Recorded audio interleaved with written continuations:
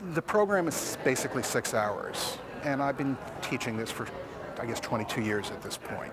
We'll present them with a series of case studies. What makes it unique is that after tables, these 4 case studies, which start off pretty superficially and then build to theoretically a complex case study, are required to be solved within the groups collaboratively by consensus, which means just like a criminal jury, they have to all agree on what the solution is, or there is no solution.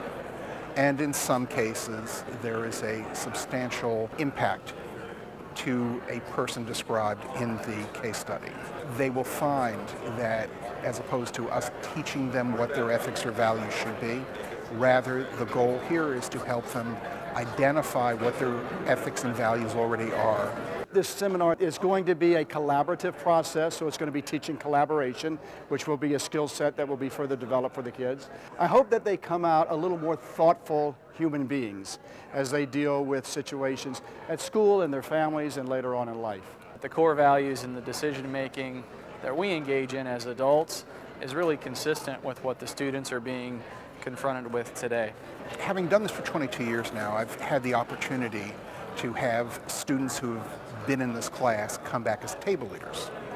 And in talking to them, and in talking sometimes to students and hearing feedback from faculty when students would go back to their high schools, what they find is they're able to make better decisions because they're thinking within a context.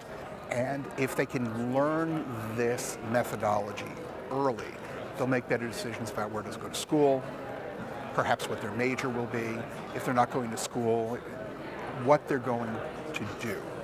And it helps them crystallize their thinking, apply what their core values are, because the underlying principle here through the whole day is that you can choose your actions, you can't choose your consequences.